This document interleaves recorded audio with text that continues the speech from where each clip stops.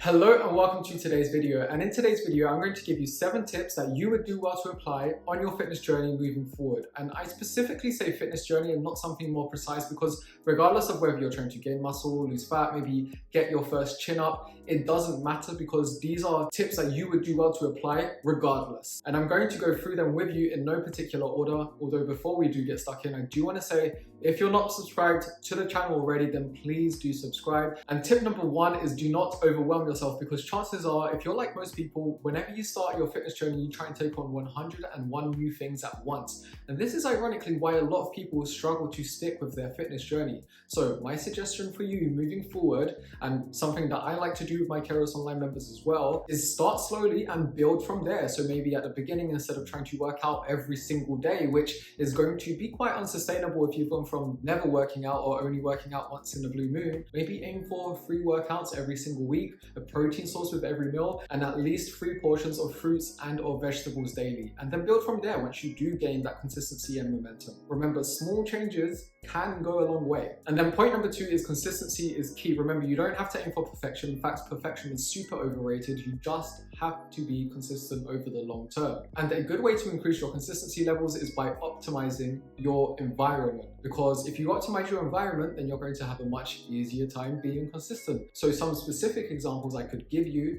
is perhaps always having protein and fiber sources within the house to therefore make hitting your protein and fiber goal easier. That's what I do. I always have oats, chia seeds, and protein powder in the kitchen so that whenever I'm having my breakfast, I have my go-tos right there, and then I have a much easier time hitting my protein and fiber goals for the day because it's already within the environment. And another very good example of optimizing your environment is, let's say there's a food that you can very easily overeat on. And in this specific example, we'll say donuts. So maybe the issue that you're having right now is that you're buying the box of 12 to 24 donuts, you're bringing that into the house. And then obviously if you do that, you're going to have a much harder time not overeating because all those donuts are in such close proximity. If anything, you're almost making your environment work against you. So what I would suggest moving forward is you don't have to stone cold cut out donuts, especially if they are something you really enjoy, but perhaps buy just the one, because you can still enjoy the one, but then if you want more donuts, first of all, you can't overeat on them because there was just one there. And then number 2, if you do want more, you're going to have to go all the way to the store to buy them, which means you're going to really question whether or not you want that extra donut. So just adding that extra friction and optimizing your environment does mean you can be a lot more consistent. And then point number 3 is seek accountability. So there's many studies that show if you have someone to keep you accountable, you are more likely to be consistent as well, which therefore means you are more likely to get the results that you desire. So ways you can seek out this accountability is you could potentially get someone to partner up with who's on the same journey as you. So this could be a close friend, or perhaps better yet, you could seek out a coach, whether it's an in-person personal trainer or an online coach like myself. You could seek them out and basically pay them to give a shit and let them guide you with their expertise and their experienced eye. Let them set your plan in place, and with them by your side, again, you are more likely to be consistent because now you have skin in the game because you're paying money for this. And you don't want to turn up to your coach every single week and tell them you didn't do anything again. Like, you're going to want to now do things because you don't want to let them down. So think of accountability as a powerful motivator and seek it. I also thought this would be a good time to mention that if you want a free workout plan from my website, then do click the link that's going to be in the caption of this video. And that link is basically going to take you to my website where you can grab your very own free workout plan.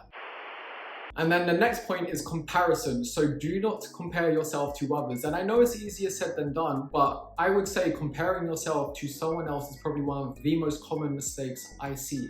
You have to remember that everyone's fitness journey is unique and progress is not always linear. There's going to be ups and downs, so you can't compare yourself to others. And I know this is cliche, but remember, it's you versus you, no one else. And now point number 5 is stay hydrated. And I know this can sound quite random, but there's a reason why I mentioned this point. It's because I genuinely believe that drinking more water is probably the most low barrier health habit that anyone can implement, you included, and many people just aren't doing it. Most people are so chronically dehydrated that they don't even realize, and this might be you included, that you're potentially dehydrated anymore because you're so used to that feeling of dehydration. And don't think of this as tough love. Like, this is just me going from my experience of, again, I've coached many people around the world by this point, and I can confirm that many people are walking around chronically dehydrated dehydrated. My little lane for you on the back of this is start prioritizing your water intake that little bit more. Perhaps even go and have a glass of water as soon as you're done watching this video.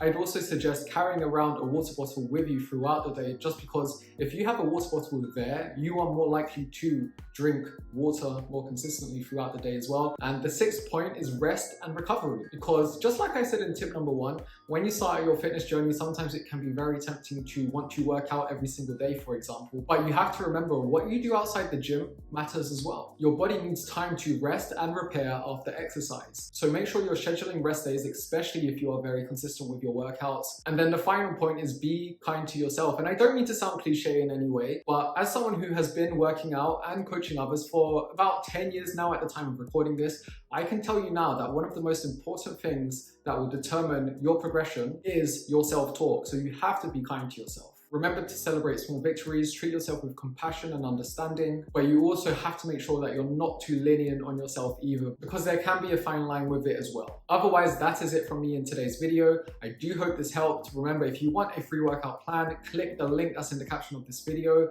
If you want to hear more from me beyond YouTube, then you can click another link in the caption of this video, which will take you to my podcast, and they can be more convenient to listen to, whether it's when you're driving or whether you're taking a walk. It's on Spotify, Apple Podcasts, Amazon Podcasts, or Google Podcasts as well. So do check those out. Remember, subscribe to the channel, like and share this video if you haven't already. Otherwise, take care, and I'll see you around.